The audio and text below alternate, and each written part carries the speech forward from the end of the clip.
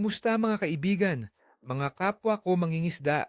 Ako ang inyong paboritong vlogger at eksperto sa pangingisda. Humanda kayo para sa pinakabagong forecast ng kagat ng isda para sa ika-28 araw ng Enero 2026 dito sa magandang Pilipinas. Bakit espesyal ang araw na ito? Dahil sa pabago-bagong lagay ng panahon at sa lumalaking buwan, maaaring may sorpresa itong hatid para sa ating mga mangingisda. Manatili kayo dahil ibabahagi ko ang mga sikreto para maging matagumpay ang inyong pangingisda sa araw na ito. Para sa mga mahilig sa maya-maya, mga kaibigan, asahan nating sila'y aktibo sa paligid ng mga reef, sirang istruktura at mga batuhan. Ang mainit na temperatura ng tubig na nasa 25 hanggang 29 na degree Celsius ay perpekto para sa kanila. Gamitin ang bottom fishing na may sariwang hipon, pusit o maliliit na isda. Kung gumagamit ng spinning rod, subukan ang mga jig or soft plastics sa lalim na 5 hanggang 15 metro sa mga oras ng high tide. Tandaan, mas gusto nila ang mga lugar na may daloy ng tubig na nagdadala ng pagkain. Ang lapu-lapu naman ay isa sa mga premyadong huli at palaging aktibo sa buong taon. Hanapin sila sa mga kuwebang batuhan, malalaking bato, at mga reef sa lalim na 10 hanggang 30 metro. Dahil sa kanilang pagiging carnivorous, ang live bite tulad ng maliit na isda o hipon ay napakabisa. Kung deep jigging ang trip ninyo, gumamit ng mabibigat na jig na may agresibong galaw. Ang bahagyang maulap na kalangitan at mainit na tubig ay magpapalakas sa kanilang paghahanap ng pagkain. Kung talakitok naman ang target ninyo, maghanda kayo ng medium hanggang heavy spinning setup. Ang mga talakitok ay mahilig magpasyal sa mga bunganga ng ilog, kabilang sa mga bakawan at sa mga open water na may maliliit na isdang kinakain. Sa light to moderate na hangin mula sa silangan at hilagang silangan, ang tubig ay hindi masyadong magulo. Perpekto para sa mga popper or stick bait sa ibabaw ng tubig sa umaga at hapon. Kung walang aksyon sa ibabaw, subukan ang mga metal jig na mabilis na hinihila pa itaas. At para sa ating mga kaibigan sa mga freshwater, ang tilapia ay laging reliable. Sa mga lawa, ilog at palaisdaan, aktibo sila lalo na sa mga mabababaw na bahagi na may halaman o istruktura. Gumamit ng simpleng palutang na pangisda. Ang mga nimpas, earthworms, bulate, o kahit tinapay ay epektibong pain. Sa temperatura ng hangin na nasa 24 hanggang 31 degree Celsius, sila ay komportableng kumain. Huwag kalimutan, sa bahagyang pag-ulan sa umaga, mas lalong gumagana ang kanilang gana. Ngayon, tingnan natin ang mga kondisyon ng panahon para sa ika-28 araw ng Enero 2026.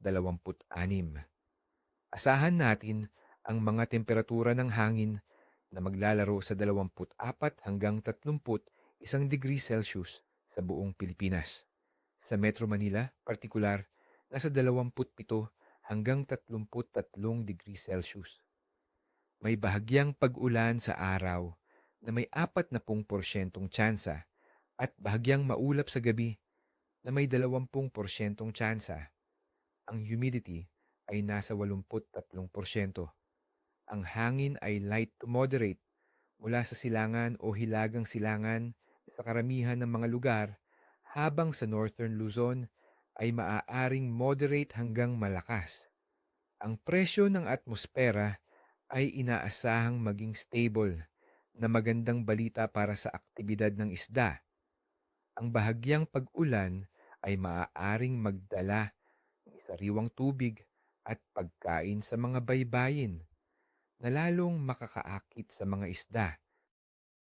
Ang temperatura ng tubig dagat sa Pilipinas ngayong Enero ay nananatiling mainit nasa 25 hanggang 29 na degree Celsius sa mga baybayin. Sa Boracay, halimbawa, nasa 27 degree Celsius. Ang mainit na tubig na ito ay nagpapanatili ng mataas na metabolismo ng isda, kaya't sila ay mas aktibo sa paghahanap ng pagkain. Sa mga panahong may kaunting pag-ulan, maaaring bumaba ng bahagya ang temperatura sa ibabaw ng tubig sa mga freshwater na makakatulong sa paglabas ng isda mula sa mas malalim na bahagi. Sa ika-28 araw ng Enero, 2026, ang buwan ay nasa waxing gibbous phase na may 74 hanggang 83% iluminasyon. Ang buwan ay halos 10 araw nang matapos ang new moon. Ayon sa mga lumang paniniwala ng mangingisda, ang waxing gibbous ay madalas na naghahatid ng magandang kagat ng isda, lalo na sa mga oras ng pagsikat at paglubog ng araw at sa mga oras ng malakas na paggalaw ng buwan at araw o solar periods. Sa pangkalahatan, mga kaibigan, magiging maganda ang aktibidad ng isda sa araw na ito. Bagamat ang ilang solar calendar ay nagpapakita ng average hanggang purna araw ng pangingisda sa ilang partikular na lokasyon. Sa aking karanasan, ang waxing gibbous moon na may stable na presyon at mainit na tubig ay nagbibigay ng pagkakataon para sa good na kagat. Ang mga saltwater species tulad ng maya-maya, lapu-lapu at talakitok ay inaasahang aktibo, habang ang tilapia sa freshwater ay magiging responsive din. Maghanda lang ng tama at maging handa sa pagbabago ng taktika. Sa lahat ng datos na ito, ang aking pangkalahatang pagtataya para sa ika-28 araw ng Enero, 2026 ay isang magandang kagat. Oo, tama ang narinig ninyo. Isang magandang kagat. Ang stable na presyo ng atmosfera, mainit na temperatura ng tubig, at ang waxing gibbous moon ay mga paborabling salik. Bagamat may bahagyang pag-ulan sa araw, hindi ito sapat para masira ang aktibidad ng isda. Sa katunayan, maaaring mas lalo pa silang umakyat sa mga mabababaw na lugar upang maghanap ng pagkain. Ang hangin ay magiging paborable para sa karamihan ng fishing spots. Kaya't, mga kaibigan, panahon na para ilabas ang inyong mga gamit at maghanda. Maraming salamat sa inyong panunood, mga kaibigan.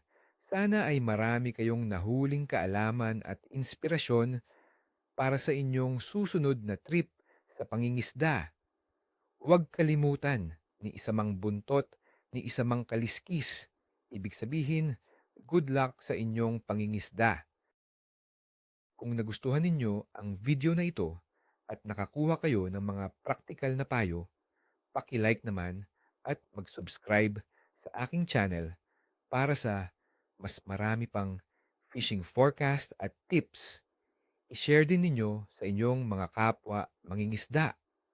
Ano ang mga plano ninyo sa pangingisda ngayong linggo? Ano ang pinakamagandang huli ninyo kamakailan? Ibahagi sa comment section sa ibaba. Gusto kong marinig ang inyong mga kwento. Hanggang sa muli, tight lines, mga kaibigan.